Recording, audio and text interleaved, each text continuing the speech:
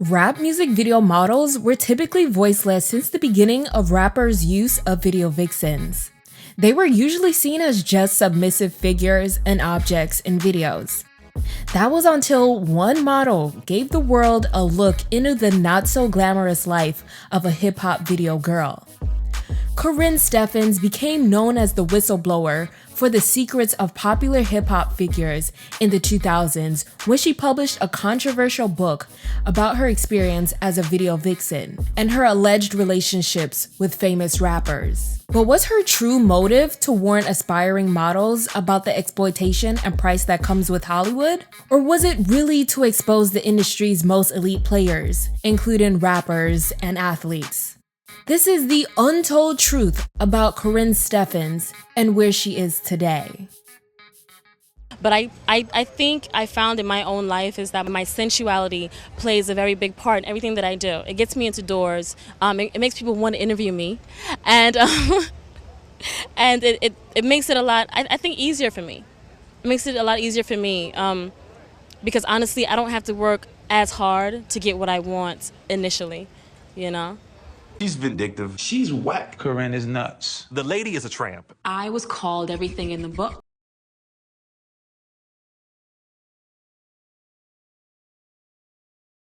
Karrine Steffans was born on the island of St. Thomas in the US Virgin Islands and moved to Florida when she was 10 years old. She would later move to New York City and then settle in Phoenix, Arizona. In her memoir, Confessions of a Video Vixen, which we'll talk about later, Karrine talks openly about her childhood being filled with abuse and neglect. At 16 years old, she ran away from home and moved in with her boyfriend Reggie, who was a hustler. Her boyfriend Reggie's mother was an exotic dancer who introduced her to the world of stripping. But Reggie's mother eventually grew jealous at the fact that Karrine was making more money than her at the club, and their mother-daughter relationship fell apart. She became one of the most popular dancers in Phoenix, Arizona, and was doing private events for the NFL's Cardinals football players. At 17 years old, she met Queens, New York rapper Kool G Rap, and they started an illegal and inappropriate relationship. Their relationship became abusive and tumultuous very early on. But she had no family and nowhere else to go, so she stayed with him and obeyed his orders. Karrine became pregnant with their son and gave birth in early 1998. Through their relationship, she was introduced to the world of rap music and partying. Intrigued by the lifestyle, Karrine made it her mission to be a part of it. She left Kool G Rap for good in January 1999 and moved to LA, temporarily leaving her son in Phoenix, Arizona. When she got to LA, she met rapper and actor Ice-T through a mutual friend, and he gave her money after learning her story. She says Ice-T was the only person supporting her and her son at the time. That year, she would be romantically linked to different music artists, athletes, and industry executives. Karrine wasn't holding down a regular job, so she was romancing men for a living, and her lovers would wire thousands of dollars into her bank account every month. She was also drinking regularly and started dabbling with illegal substances. A year later, in the year 2000, she visited the set of an LL Cool J music video to meet with a Def Jam employee who she was friends with. And that's when she met music video director Hype Williams, who asked her to appear in a music video he was shooting the following weekend. 21-year-old Karrine made her debut as a video vixen in Jay-Z's Hey Poppy music video. Next came Ja Rule's Between Me and You, and probably her most recognizable appearance, Mystikal's Danger music video, where she wore those Gold Star pasties and chaps. Soon, she'd become one of the most popular video models, bypassing the audition process and being hired to appear in music videos for the hottest rappers at the moment, going on to work with artists like LL Cool J, Exhibit, M.O.P., and Ludacris. She was gracing the pages of urban and men's magazines, and even starred in an adult film. Karrine was doing really well for herself. She was now able to afford designer clothes, fancy cars, and a nice home in LA for her and her son. But to people, She was just like any other rap video vixen, getting to be glamorous while partying with rappers and athletes. But life in the fast lane led Karrine down a destructive path. All of this new publicity came with more partying and more lovers for Karrine. She'd soon be referred to as the name Superhead by rappers, which is a reference to a Jada Kiss song. Yeah, I was saying that in this industry, and I'm dealing with basically African American women, that for a woman like as myself, I use my sexuality 100% all the time, every day of the year, that we're shunned or we're made to feel like we're doing something wrong because we use what we have, basically by the women that don't use it, or that don't know how to use it, or that wish that they could use it. There's a lot of jealousy and a lot of misunderstanding going on about the sexuality, especially of the black woman. I think that, and a lot of times it's been made to seem dirty or hoish, or you can't do this, you can't do that. I totally believe that in nature and in natural substance, and this is my body, and I feel that over in doing the videos and everything, I've been completely naked on a video before, and have girls just really not understand the art and the beauty of being a naked black woman under the sun by a pool. You know, and I believe that if we were in France or London somewhere, nobody would say anything to us. If we were in the Jamaica somewhere, in the Bahamas somewhere, it would be totally acceptable. But and this is. One day, Karrine suffered an overdose in her apartment due to her constant partying and trying to maintain her lifestyle. This event made her realize that the business of music videos and partying wasn't for her. She was determined to pursue a better lifestyle and made the decision to stray away from all of the things she did as a video girl and groupie. She appeared in a music video for the last time in 2002 as the love interest in Gerald Levert's Funny video. Karrine had no real 9-to-5 work history and was now facing homelessness. Her and her son were living in the car, and all of her famous friends and lovers abandoned her when she asked for a helping hand. She said, "My so-called famous wealthy friends that just loved me so much wouldn't lend a hand because I was no longer the good time girl." End quote. It was during this time that Karrine started journaling as a creative outlet. Then she landed a role in the 2003 F. Gary Gray directed film A Man Apart, starring Vin Diesel and Lorenz Tate. She's vindictive. She's whack. Karrine is nuts. The lady is a tramp. Why now, at this point in your life, snitch in a sense? Is that what you're calling it? That's what it is. When a woman does it, it's snitching, but when a guy goes into a song, well, the Are you serious? Peace, Superhead. I'm glad you're doing good with your book, girl, but you're living dangerous. Chill out. That's just, wow. Whew, I feel bad for those dudes in that book. Her whole point is she's selling a product. Her memoir, Confessions of a Video Vixen, was published on June 28, 2005 through HarperCollins and Amistad. Confessions of a Video Vixen had bombshell revelations about her escapades and affairs with famous men that included Usher, Diddy, Vin Diesel, Shaquille O'Neal, Ja Rule, DMX, Exhibit, Jay-Z, Dr. Dre, Fred Durst, and Bobby Brown, some of whom were married at the time. There was one married rapper whose identity she protected by referring to him as Papa. The publishing company forced her to redact his name. This person would later be revealed to allegedly be rapper Method Man. The book also features a gallery of photos of her with a few of the men. All of these relationships she describes as meaningless and harmful. But Karrine says the book wasn't intended to be an expose or tell-all. Instead, her goal was to share her story about hardships she suffered as a child and the self-hatred that led her to a destructive lifestyle. She also wrote it to give aspiring models an inside look at the not-so-glamorous life of being a video vixen and put a spotlight on misogyny in hip-hop. But on the surface, people saw it as just a hip-hop expose.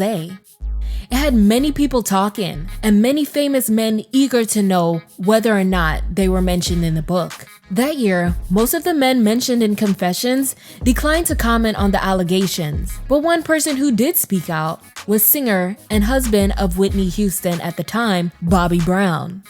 In the book, Karrine claims that Bobby behaved erratically and relied on her for financial support after Whitney kicked him out during one of their many fights. In an interview, He called her claims a complete fabrication. He said, "Karrine is a liar. I should sue her." Then he had a change of heart. He said, "Nah, I'll just leave her alone." End quote. When asked about the accuracy of the book, Don Davis, the vice president of the publishing house Amistad, told the New York Times, "We were very careful in the vetting process, and those things that we were uncomfortable with were left out." End quote. Karrine also revealed that the stories in the book were less shocking compared to the ones she left out. She said, "The things that I wrote are mild compared to the things that I could have said if I was trying to be nasty. Trust me, there are a lot of happy people wiping their brows right now." End quote. Karrine dedicated Confessions of a Video Vixen to her young son, and this left a lot of people disgusted and outraged because of the subject matter. Confessions of a Video Vixen became infamous. People were anxious to read the juicy details, and soon enough, it would be a New York Times bestseller. Everybody wanted to know who Karrine Steffans was. She was doing book signings at universities, back-to-back radio interviews, and magazine interviews. Next came talk show appearances. On an Oprah Winfrey episode with singer Pink titled "Smart Women on Stupid Girls," Karrine expressed her regret for sending the wrong message to young girls and warned girls aspiring to be video models about the typical treatment of models on set, like being verbally degraded, doused in alcohol, and sprayed in the face with champagne. I can't play the clip for copyright reasons, but she said, and I quote, "I want us to start paying attention to what is happening to women in this country and the role models we are projecting throughout the world. When you step onto that set, you sign over your rights as a human. You sign over your body to them. They grease you up, strip you down, sling you against a car, and you are rented. I am no longer in the business of making other people look good at my expense. And that's what I wish for the women who are in the industry. I have me. I have God. I have my son. Everything else is extra. It's taught me who I am and who I am meant to be." End quote.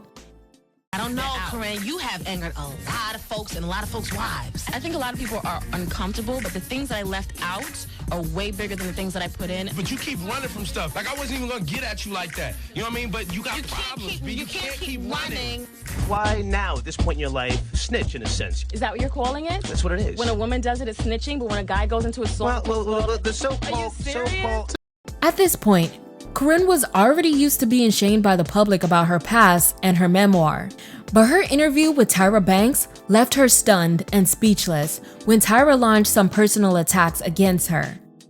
you just kind of pass each other. You do one of these, and you just keep going. Because I'll admit, if somebody wrote something about me in a book, I'd be pissed off. Yeah, people wrote things about me in songs. So I've been pissed off before. I've been written about in magazines, you know, that were lies. And I've been pissed off before, too. You know, so I know how it feels. But the difference is that the things that were written about me weren't the truth. And this is the truth. And I tell them, as I tell everyone, if your name is in this book and you see something that you don't like, then you shouldn't have done it. So do you think that you wrote this book because of revenge, out of revenge? No, see, revenge is something that happens when people are miserable and upset and So weren't bitter. you miserable and upset Not when and I wrote bitter? this book. Not when I wrote this book. Karrine, I I have to disagree with you because when I read the book, you were saying that you're really upset that, you know, that you were down and out, that these were the guys that you would go out with and wine and dine and spend a lot of money and hang out. Yeah. And then you had But your I rock still have that bottom. lifestyle now. No, That but I'm lifestyle saying, hasn't changed. but I'm talking about your rock bottom. And you hit a rock bottom where you were homeless, Yeah. living in the car with your son, Absolutely. freezing to death and Absolutely. using jackets to stay But warm. all of that was my fault. No, but That I'm saying, wasn't their but what I'm fault. saying is you called these guys and said, I need some help. Yeah. And And none they of them said helped no. you. None of them helped you. me. The same man who wrote me a $10,000 check on our first date wouldn't help me. Everything that happened to me was my fault. I did it to myself. But then I why name allowed names? people- If there's no anger, why name the names? Why not? It's just the truth. And so now that I've healed, it feels right to say, you know what? Let's not give this a pretty name anymore. Let's not say I was hanging out. Let's not say I wasn't. And my son went through a lot of this with me. When I slept in the car, he was the only person in the car with me. But you put your son, and you dedicated your book to the son, which means it opens it up to his school because his name is in the book. His first name's in the book. A lot of children are named Naeem. Yeah, but you pick him up at school, and you look just like this. Okay, So and all the that's you. parents that know me, I'm in the PTA. I feel that people expect me to be ashamed. And all my life, I've been expected to be ashamed of who I am.